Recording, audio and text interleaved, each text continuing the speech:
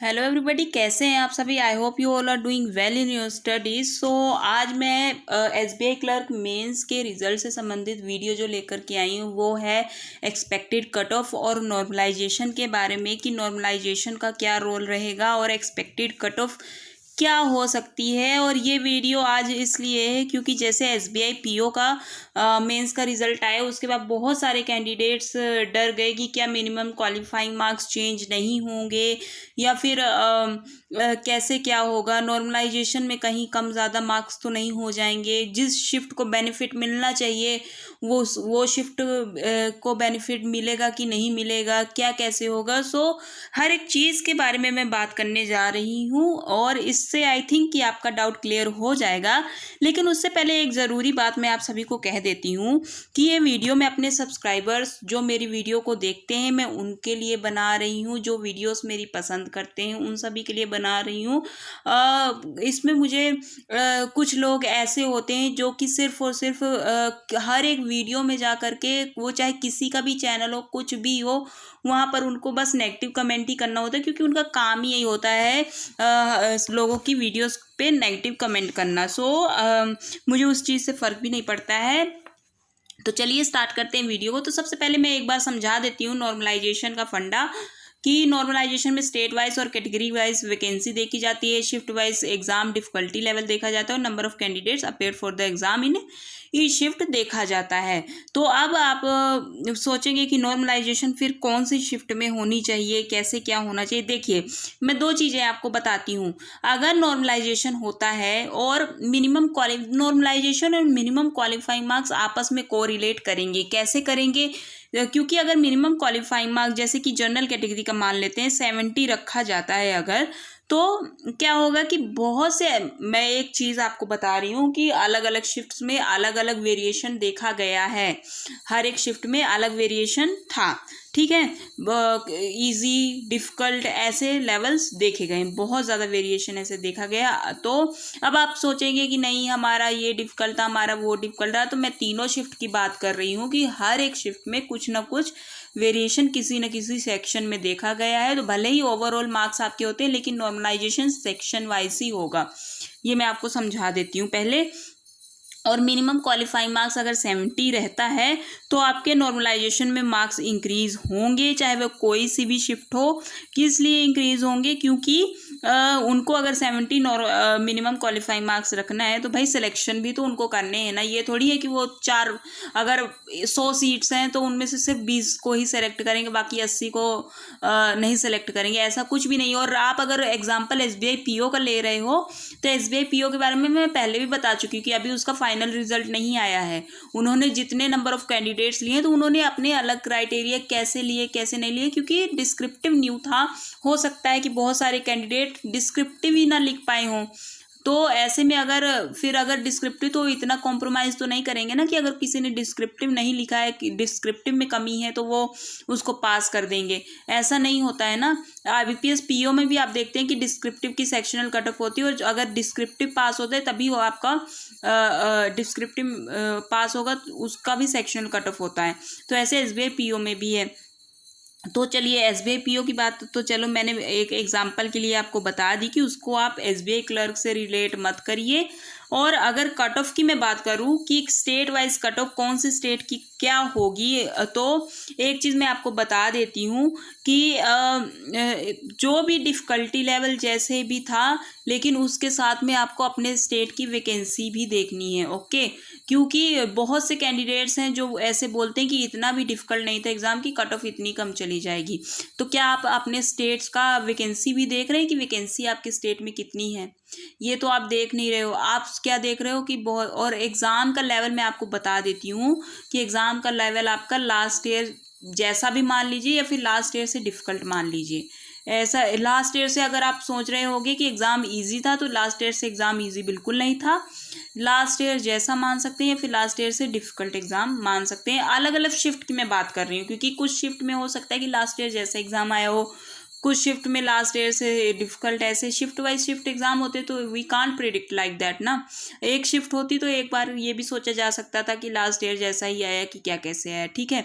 तो अब बात अगर मैं करूँ एक्सपेक्टेड कट ऑफ के बारे में स्टेट वाइज, तो ये 2024 का कट ऑफ है। इसका मैं कंपैरिजन करके आपको कट ऑफ बताने जा रही हूँ अकॉर्डिंग टू वैकेंसी की लास्ट ईयर कितनी वैकेंसी थी, इस साल कितनी वैकेंसी। आप ये मत समझ लीजिएगा कि ये जो लिखा है तो मैं 2024 की ही बता रही हूँ, ऐसा नहीं है। ये मैं आपको स्टेट वाइज कंपैरिजन करके बता रही हूँ। तो जैसे पहले नंबर पर है अंडमान निकोबार।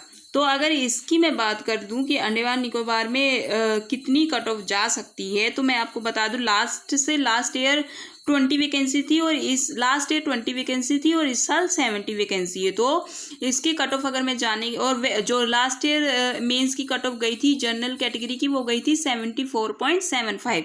तो मुझे लग रहा है कि इस साल जो कट ऑफ है वो 70। मैं एक चीज़ आपको बता रही हूँ कि अगर cut off minimum qualifying marks वो 70 रखते हैं तो उनको आपके नंबर इंक्रीज करने पड़ेंगे, फिर ही कट ऑफ इंक्रीज होगी। नहीं तो अगर मिनिमम क्वालिफाइंग मार्क्स कम होते हैं तो मुझे लग रहा है कि आपकी जो कट ऑफ है वो 70 से लेकर के 73 तक जाने के चांसेस हैं। हो सकता है कि 70 चली जाए या फिर 71। मुझे मोस्ट प्रोबेबली लग रहा है कि 71 ऐसे ही जाएगी इसकी कट ऑफ। असम की अगर मैं बात करूँ तो असम की लास्ट ईयर की कट ऑफ थी जनरल कैटेगरी की 76.75। और अगर मैं इस साल की बात करूं कि इस साल कितनी जाएगी, तो लास्ट ईयर से इस साल वैकेंसी कम है। तो मुझे लग रहा है कि इस साल आसाम की कट ऑफ लास्ट ईयर से एक नंबर 2 नंबर ज़्यादा जाएगी। लास्ट ईयर 76.75 थी, तो मुझे लग रहा है कि इस साल 77 78 ऐसे ही कट ऑफ जाने के चांसेस हैं, या फिर हो सकता है कि लास्ट ईयर जैसे 76 77 ऐसे भी जा सकती है। ओके, तो 76 टू 78 मान कर चलिए असम की कट ऑफ। बिहार की अगर मैं बात करूं कि क्योंकि बिहार की इस साल वैकेंसी जो है वो 2.5 टाइम्स हैं। तो अगर उसकी मैं बात करूं तो लास्ट ईयर 78 गई थी। मुझे लग रहा है इस साल 70 टू 73 कट ऑफ जाएगी। बिहार की कट ऑफ मुझे कम जाने के चांसेस लग रहे हैं। दिल्ली की बात करूं, ये मैं आपको मैं बता रही हूँ as my point of view, क्योंकि हो मिनिमम क्वालिफाइंग मार्क्स के अकॉर्डिंग मैं बता रही हूँ कि अगर मिनिमम क्वालिफाइंग मार्क्स वो 70 लॉक करके रखते हैं और कट ऑफ हो सकता है 74 75 चली जाए, तो आपके नॉर्मलाइजेशन में मार्क्स भी फिर अच्छे खासे इंक्रीज करिए जाएंगे। ओके, फिर अगर मैं दिल्ली की बात करूँ तो दिल्ली की लास्ट ईयर कितनी गई थी 81.75। और इस साल की मैं बात करूँ तो मुझे लग रहा है कि लास्ट ईयर जैसी ही इस साल भी कट ऑफ जाएगी। 80 का ±2 रखी, मुझे तो लग रहा है कि 88 से अबव ही जाएगी cut off, 80 plus cut off जाएगी दिल्ली की। ओके, फिर अगर मैं बात करूँ गुजरात की, तो गुजरात की जो वैकेंसी लास्ट ईयर से कुछ ही ज़्यादा है, बहुत ज़्यादा नहीं है, लेकिन जो आपकी कट ऑफ है फिर भी आपकी कट ऑफ मुझे लास्ट ईयर से मुझे लग रहा है कि कम जाए। 75 से तो नीचे ही कट ऑफ जाएगी। मुझे लग रहा है कि 70 से 73 तक जा रही। मुझे 72 73 ज़्यादा लग रहा है, पर मैं फिर भी 70 से 73 बोल रही हूँ आप सभी को। ओके, फिर अगर बात करें हरियाणा की कि हरियाणा की कट ऑफ कितनी जाएगी, तो लास्ट ईयर 80.75 थी और इस साल मुझे लग रहा है कि 80 से तो कम ही जाएगी। 77 78 77 टू 79 आप मान के चलिए। ओके, हिमाचल प्रदेश की अगर बात करें कि हिमाचल प्रदेश की कितनी कट ऑफ इस साल जाने वाली है, तो इस साल मुझे लग रहा है कि 78 से 80 मान कर चलिए आपकी हिमाचल प्रदेश की cut off. Jammu and Kashmir की फिर मैं बात करूं तो 75 टू 77 मुझे लग रहा है लास्ट ईयर 79.5 गई थी। कर्नाटका की फिर बात करूं तो लास्ट ईयर 75.25 गई थी। और अगर मैं इस साल की बात करूं कर्नाटका की, तो आपका जो कट ऑफ है वो 79 टू 82 लग रहा है मुझे जाएगी, क्योंकि वैकेंसी आपकी बहुत कम है कर्नाटका में। तो 80 प्लस तो मानकर ही चली मुझे लग रहा है। ओके, फिर लद्दाख की अगर मैं बात करूं कि लद्दाख की कट ऑफ कितनी जाने के चांसेस हैं, तो आपका जो लद्दाख का कट ऑफ है वो 72 टू 75 जाने के चांसेस हैं। अब आप बोलेंगे कि लास्ट ईयर तो 70 गई थी। अब देखिए, एक एग्जांपल दे रही हूँ कि लद्दाख में देखिए 70 पे जाकर लॉक हो गई थी ना कट ऑफ, यहाँ पर देख सकते हैं कि 70 पर कट ऑफ लॉक हो गई थी। तो इस साल भी मुझे बहुत सारे स्टेट्स का ऐसे लग रहा है कि 70 पर कट ऑफ लॉक हो जाएगी। मध्य प्रदेश की अगर मैं बात करूँ तो अच्छी खासी वैकेंसीज हैं मध्य प्रदेश की, तो मुझे लग रहा है कि 72 टू 75 जाएगी। अब आप बोलेंगे कि अच्छी खासी वैकेंसी है तो 70 पर लॉक क्यों नहीं हो सकता है कि 70 पर ही जाकर ये लॉक हो जाए, लेकिन क्या होता है कि कुछ स्टेट्स में भले ही वैकेंसी ज़्यादा होती हैं, लेकिन हमको नंबर ऑफ़ कैंडिडेट जो अप्लाई करते हैं और फिर उसके बाद जो सिलेक्शन, फिर कैसे क्या सिलेक्शन रेट क्या कैसे होता है। और क्योंकि आप अगर बात करें मध्य प्रदेश की, तो अब देख लीजिए उत्तर प्रदेश की एग्जांपल मैं ले लूँ। उत्तर प्रदेश में लास्ट ईयर भी 1700 ऐसे ही वैकेंसीज थी एसबीआई क्लर्क की, पर कट ऑफ भी 80 प्लस ही गई थी ना, और सबसे ज़्यादा वैकेंसी थी वहाँ की, लेकिन कट ऑफ भी उतनी ज़्यादा गई थी। तो उसका भी मेन जो रीज़न है वो यही है कि बहुत ब्रॉड है, और वहाँ पर जो कैंडिडेट्स हैं, मास बहुत ज़्यादा है कैंडिडेट्स का, ऐसे कि मतलब ऐसे, तो इसीलिए फिर कट ऑफ भी ज़्यादा गई थी। ठीक है, तो अब एमपी के मुझे लग रहा हो सकता है 70 पर लॉक हो जाए, पर मुझे लग रहा है कि 72 73 ऐसे कुछ जाएगी, फिर भी मैंने 72 टू 75 बोल दिया। अब छत्तीसगढ़ का भी 72 टू 75 मुझे चांसेस लग रहे हैं। फिर अगर मैं बात करूँ फिर ओडिशा की अगर मैं बात करूँ, तो ओडिशा की लास्ट 85.25 गई थी। इस बार मुझे लग रहा है कि 79 टू 82 तक जाएगी ही। पंजाब की फिर अगर बात करें कि पंजाब की कट ऑफ कितनी जाने के चांसेस है, तो लास्ट ईयर 81.75 गई थी, और लास्ट ईयर जो आपकी पंजाब की वैकेंसीज थी, अगर वो मैं बोलूँ तो 180 थी, और इस साल 569 है, तो 76 टू 78 तक कट ऑफ जाने के चांसेस हैं। राजस्थान की फिर मैं बात करूँ, तो राजस्थान की 445 वैकेंसीज हैं, मतलब 50 हाफ ही हो गई हैं इस साल लास्ट ईयर से। तो 80 प्लस -2 मुझे तो लग रहा है कि 80 प्लस ही जाएगी, 80 या 80 पर ही 80 चली जाएगी, या फिर 81 तक 80.75 कुछ ऐसे ही कट ऑफ जाएगी राजस्थान की।